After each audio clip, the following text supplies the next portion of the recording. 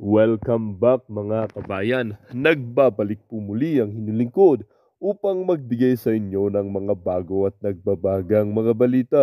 Tila ba naging tuta itong ating presidenteng kuting ng Norte dahil nga umano ay sunod-sunod para ito sa bansang Estados Unidos na para bang isang maamong aso na naging kinahihinatnan nitong kuting nating presidente na ito. Dito nga natin makikita na kaya naman pala ayaw maging kaalyansa itong si dating presidente na si former President Rodrigo Roa Duterte na dahil nga umano ay ginagawa tayong isang parte ng kanilang bansa. Nang dahil sa pera kaya na lamang itong si Kuting na ito ay naging sobrang maamo sa bansang Amerika. Dito nga din natin makikita na handa palang ibenta nitong Kuting na ito ang ating bansa para lamang sa maliit na halaga ng pera. Well, napaka walang hiya nga talaga nitong Kuting ng Norte na ito na handa palang ibenta ang Pilipinas para lamang sa pansariling interes. Hindi nga rin naiwasan ng ating mga netizen na magbigay ng kanilang mga hinaing. Merong ang isang or sabi nga nila, too much already. We need to move before our funds will gone forever. Our leader is a careless one. No focus. We don't deserve this kind of administration. Dapat si Tambang ligwakin sa kanyang posisyon bilang Speaker of the House. Abuso ang ginagawa, ibang tinatrabaho niya, masyadong obvious ang mga pangyayari. BBM cannot manage by himself. No profession, he needs guidance. He should step down or get rid of him. He is only a wall decoration. Napakaganda na ng China, puro high-tech. Talagang tinalo ang Amerika sa mga infrastructure na lang, walang-wala ang Europe at Amerika. Dapat mag-focus si Kuting sa pagpapaunlad ng ating bansa tulad ng ginagawa ni former President Rodrigo Roa Duterte. BBM cannot manage himself. No profession, he needs guidance. He should step down or get rid of him. He is only a wall decoration. Well, para nga sa buong impormasyon ay panoorin ang buong video. At kung bago ka pa lamang sa aking channel, huwag kakalimutang mag-subscribe, pindutin ang notification bell at piliin ang all upang laging maging updated sa mga bago at nagbabagang mga balita. At sa mga solid viewers naman natin dyan, maraming salamat naman po sa patuloy na pagtangkilik sa ating channel.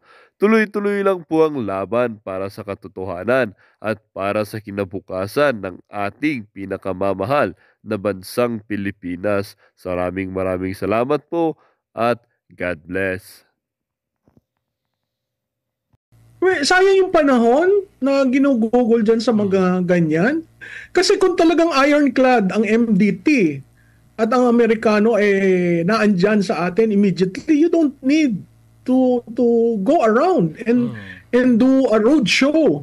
Parang lumalabas kasi poster boy ng Amerikano si BBM Kahit saan mo puntahin, he will invariably talk about the South China Sea.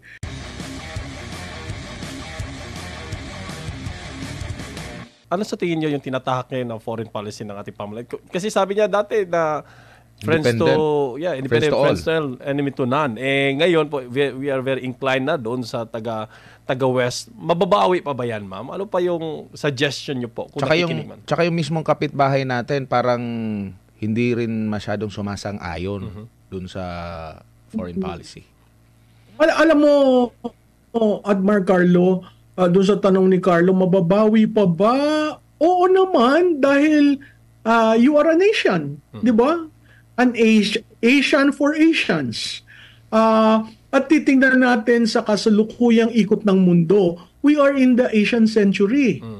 Kaya yung ebb, yung rise and fall ng nations, katulad nga ng sinabi, siguro tapos na yung American power. Pagdating mo sa Asia, naandyan ang China, naandyan si Russia, si Putin, nanalo na naman ng another term. So kung titingnan mo, balik uli ako doon sa sinabi ko, tatlo lamang ang geopolitical powers, US, China, and Russia. Ang China at Russia, gusto nila mag-tandem sila against the US. Hindi lang yan bago. Kasi ang US parating pivot ng pivot. Nag-pivot sa Russia noon si Gorbachev at Perestroika ay nakilala natin. Pumunta sila, pabor sila sa Russia. Pinapunta nila ang American consultants, political consultants para tulungan si Yeltsin. Pabor sila doon dahil demokrasya. Noong nag-pivot sila sa China, noong nagkaroon ng Tiananmen Massacre, kasi pinapakita, hindi kayo dapat ganyan, dapat demokrasya. So nagpipivot sila. Yung pivot nila sa Asia, doon tayo medyo natamaan kasi yung desisyon ng Senado nung 8th Congress, napakahalaga yon kasi yun yung taon na under American bases ang Pilipinas, pero pinabayaan natin. Hindi tayo. Yung course of nature, sumabog ang pinatubo, nagtakbuhan sila. Pinatubo lang yun, ha? Anong nangyari sa atin? 'Di ba? Tayo mismo, tayo ang tumayo at ginawa natin ang dapat. Pero ngayon, dahil may EDCA ka na almost 9 sa buong Pilipinas, talaga magnet tayo. Gusto ba natin yon? Paano yung susunod na saling lahi? The next generations will bear the burden of this administration's decision to welcome back bases? Parang maling-mali naman yon kasi kung titingnan natin ang ating geography, mas malapit tayo sa China eh. Kapitbahay nga, di ba? Market nga, di ba? So bakit tayo sumasaliga sa isang bansang naandun across the Atlantic? Yes. Samantalang nandito ang China at pwede naman tayong mag-usap. Alam mo, ang napakahalaga dito, Admar at saka Carlo, yung pag-uusap. Yung hindi ko alam kung kaya bang tawagan ng Pangulo si President Xi Jinping o through channels. Kasi yung mga ganun, personal yun eh. Kaya, at ang isa pang napakahalaga, magkakaroon ng eleksyon ng Amerika. Yes. At sa lahat na surveys ko nakikita, si Trump ang nangunguna. Si Trump, siguro, ma'am, nakumpara. Nakumpara siguro, ma'am, yung pamumuno. Parang kagaya din ngayon, nakumpara yung pamumuno din sa past administration sa ngayon. Kaya yung clamor, parang bumabalik ulit doon. Oo, tama ka doon. Kasi parang si Trump kasi internal eh. Mga sundalo, tatapusin niya ang Afghanistan, tatapusin niya yung Kwan, ayaw niyang maging pulis. Global police. Itong si Biden, gusto niya global police siya. Kung saan may kaguluhan, nandun siya. Umaayos ba yung kaguluhan? Lalo lumalala.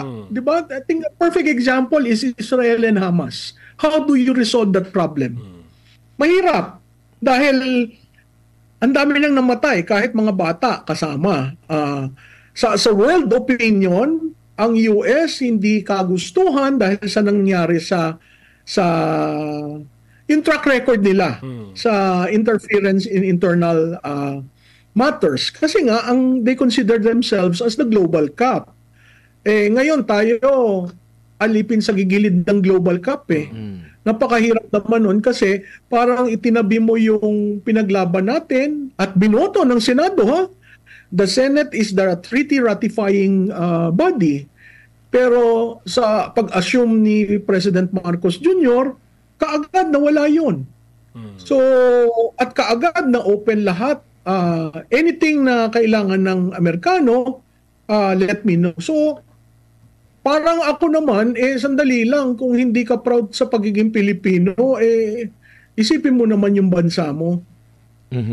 Tsaka ma'am, ito bang next biyahe after gumaling ng ating mga pinuno, ma'am? Mayroong ulit meeting trilateral naman ito sa pagitan ng Japan, US at ng Pilipinas at kabilang din sa magiging topiko doon ay itong sigalot din sa South China Sea.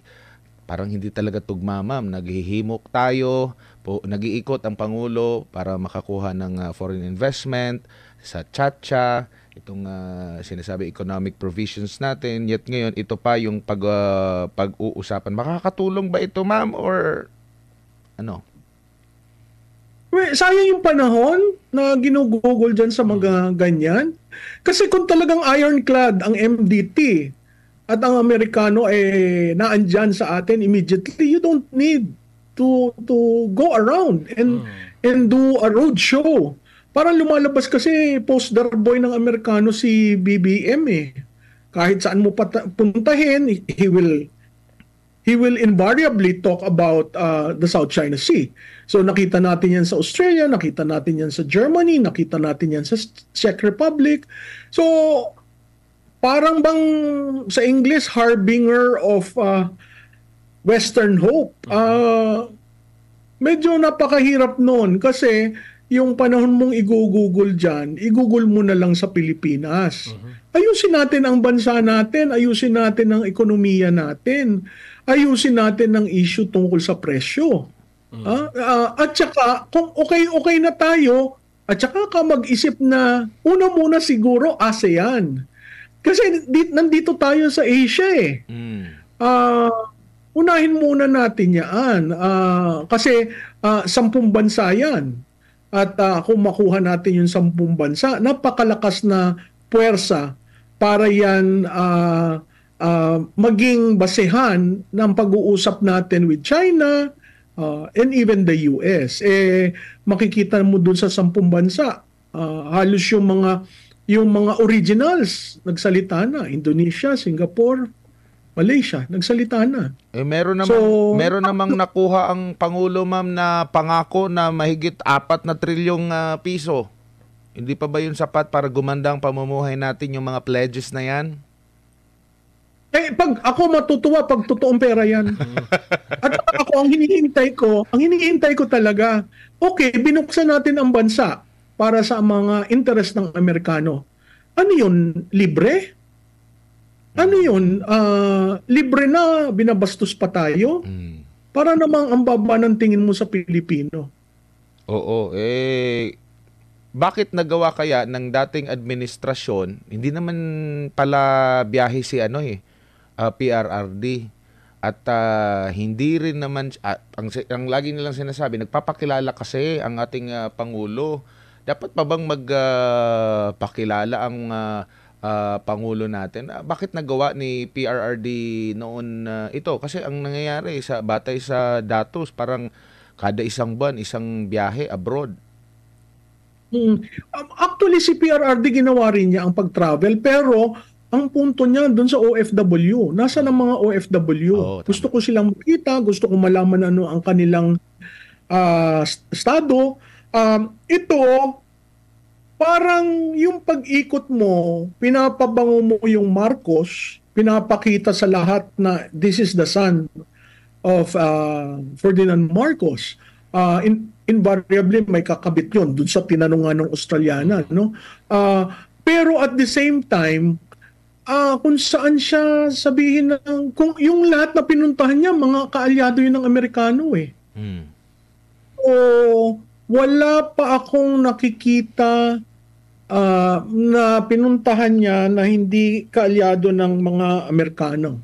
Tsaka, ma'am, meron po ba kayong pag-aaral, ma'am, kung yung average na taon bago ma-realize yung mga pledges na yan, yung mga na-attract na mga pangako ng isang administrasyon? Nakita naman natin, di ba, sa kay Presidente Arroyo, makita mo yun kasi American at China. American dahil kaklase siya ni President Clinton.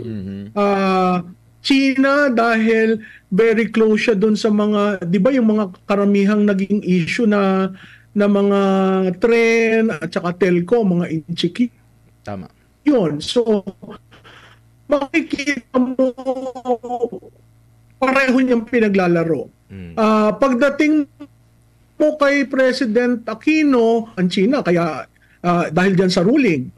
So, nandiyan na yung ruling, okay ang ruling, meron tayong panlaban, pero hindi naman rin-recognize ng kabila. So, kung hindi rin-recognize, pupunta ka rin dun sa lamesa ng negotiation. Alin ba dito ang hindi mo rin-recognize? Alin ba dito ang dapat mong i-recognize? Ano yung minimum ko? Tapos pagdating kay Presidente Duterte, si Presidente Duterte, alam mo, kaya yan kailangan umikot dahil hindi siya kilala. Never siyang national position. So technically, lahat ng sa diplomatic corps, na yung mga ambassadors na nandito sa Pilipinas, tinatanong, who is he? What is his track Mhm. record? Mhm. Oo. Okay. Nung sumalta naman siya dun sa ASEAN na unang kanya, this is a different person. Diba? O sa Amerika. In fact, may mga investors na Amerikano pumasok dito. Yun lang, sinabi niya, sa usaping political, sandali lang Amerikano. Sa usaping economic, sige, you are all welcome here. I think he was the first, nung nagkaroon tayo ng pangailangan sa gasoline, sa oil, I think lumapit pa siya sa Russia. Russia, tama. So this is a guy who doesn't have to monthly go on a trip but able to call. Oh, tama, tama. Yun yung trick eh. Can I lift the phone and call this leader? And can the leader take the call? Or do I have to go through channels? And that is essentially diplomacy. If you can call the leader and say, I have a problem, can you help me? Yun, hindi ko nakikita dito sa kasalukuyan. Umiikot siya, supposedly for investments, at the same time umiikot siya para makilala ng tao sino yung Marcos, at sa tingin ko may effort na roadshow ang Marcos brand. Pero ma'am, ang kasi bakit ka mag-international interviews? Pero Ma'am Malu, ang isa pa dito, habang abala sa ibang bansa ang Pangulo, kung wala man siya dito, needed din na mag-step up yung kanyang mga opisyal. Parang yung iba pa nga siguro hindi pa masyadong kilala ng taong bayan. Siguro kilala lang dahil na nababasa na napapanood nila sa pero yung ramdam yung serbisyo parang hindi, no? Kung pagbabasihan mo yung exempt na natin si VP Sara kasi nangunguna yan. Pero iba kasi yung dati. Ang dati na nakakatulong sa pagpapabango ng Duterte administration, nandyan yung sa DPWH, nandyan yung sa DOTR, nandyan yung sa pambansang pulisya din natin na nakakatulong para ma-maintain yung peace and order, nandun pa yung mahigpit na pagpapatupad dun sa DNR, na meron talagang balls para maipatupad yung mga rehabilitation. Parang sa ngayon ata, walang ganon. Masikat pa yata yung speaker na naging cabinet secretary sa lahat ng mga ahensya. Oo, alam mo, Admar, yun nakakalungkot kasi yung dating administrasyon, may mga sariling sipa yung mga kabinete. Nag-agree sila sa yung pangmalakihang plano, tapos yung execution ng specific plans nandun sa mga nabanggit mong mga kalihim. Ang pangalawang rason, dahil sumasama rin sa kanya. So, kung ang kalahati ng kabinete mo, kasama mo, sino ang magmamando sa departamento? At pangatlo, kung takot ang mga departamentong gumalaw dahil baka merong magsabi, hindi mo yan kailangan gawin, o hindi yan, akin yan, may problema ka rin doon. Kasi ngayon nakikita ko yung bureaucracia para naghihintayan. At medyo takot ang paggalaw dahil nga alam nila ang may nangingialam sa day-to-day operations. So, yun napakahirap. Pang-apat, meron kang isang speaker na talagang nag-overreach. What do you mean by overreach? You're representing the legislative branch, interdependent, co-equal.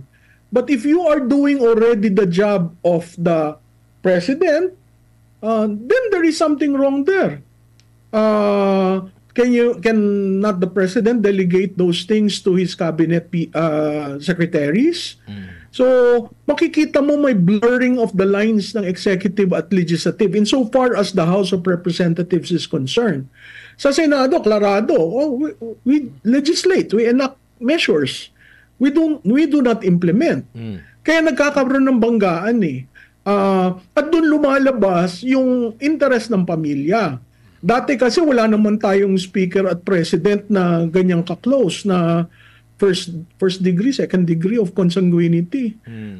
Dati very clear na pag magkarelasyon kayo, may conflict of interest, somebody has to either withdraw from it or mag-i-issue ka ng conflict of interest clause na ako ay pinsan nito, first cousin. So wala yung mga ganun eh. So makikita mo when you start talking of ethical standards and ethical norms, itong administrasyon na ito wala. Ang meron lang ma'am kapal ng mukha. Well, I guess that's the reverse of it, di ba? At saka talagang makikita mo pag sinabing hindi, gusto ko ikaw, wala. Talagang makikita mo yung naked use of power. Whether merong provision na binayolate, hindi, basta wala ka ng prangkisa. How can you do that? Yeah. Ma'am, yes, may tanong lang po, ma'am. How can we convince this government po, ma'am, na yung sinabi nyo kanina maganda po yung internal, marami po tayong problema dito sa loob, ma'am. So how can we convince this government, the president, kung you are given a chance po? Well, ako klarado eh. Meron tayong La Nina, di ba?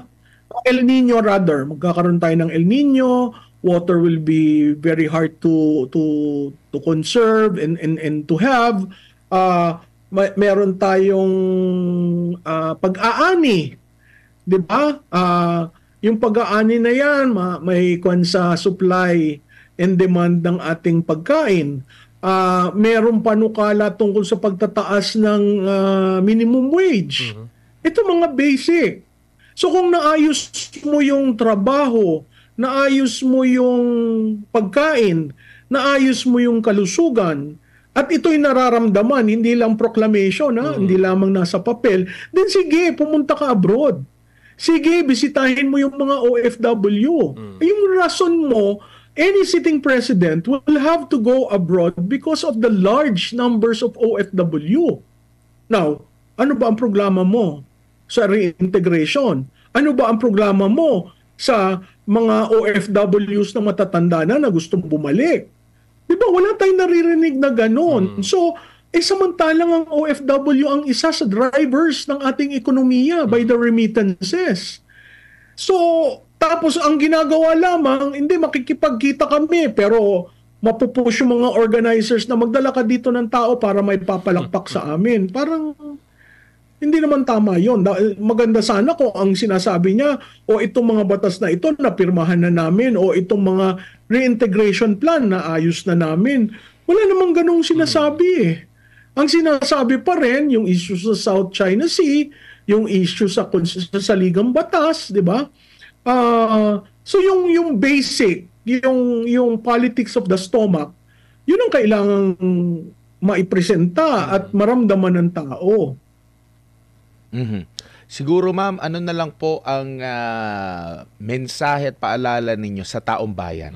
Kasi baka ang nangyayari ay tinatabunan lang ng mga paninira at issue at propaganda like kagaya dito against sa SMNI, against kay Pastor Apollo, against dito sa mga Duterte sa tunay na issue. Tunay talaga na mas may national concern kumbaga, no? Like kagaya dito sa Chacha na pwedeng samantalahin itong mga issue dyan sa West Philippine Sea at marami pang mga issue like kagaya dyan sa dapat maisulong na tanggalin na yung liquidation by certification. Ibalik yung sa talaga, yung resibo talaga ang ipapakita kasi pag private sector hahanapan ng resibo. Kung hindi tama yung pagbabayad ng buwis, tutugisin wala bang tumutugis doon sa mga nagwaldas ng pera ng taong bayan? Wala pa tayong masyadong naririnig niyan, ma'am. Ano na lang po yung paalala ninyo sa taong bayan, ma'am? Sa mga nakikinig at nanonood dito sa palatuntunang ito, napakahalaga po na maintindihan niyo yung mga issues. Hindi po lahat na nasa social media ay totoo. Lalong-lalo na ang isang effort na sirain ang mga kritiko ng administrasyon na ginagamit ang taxpayer na pondo, no? Hindi po lahat yan ay katotohanan at lahat po na kritiko, hindi naman po kritiko lang ng administrasyon, kritiko rin ng programa ng administrasyon. Hindi ko kami namimersonal. Ang amin lamang, ang gusto natin, maiaayos ang bansa. Para sa susunod na henerasyon, hindi na natin problema ang NPA, CPP, NDF, hindi na ho natin problema ang utang ng pamahalaan, hindi na ho natin problema ang magkadaming ayuda na ang kailangan trabaho, na hindi na po natin problema na walang oportunidad dahil may mga investors na tumataya sa Pilipinas. Tayo po ay malakas, tayo po ay nasa gitna ng Asia. Marami pong strengths ang Pilipinas, pero kuminsan po nawawala yan dahil nagkakaroon ho ng problema ang pinuno at ang administrasyon ng namumuno.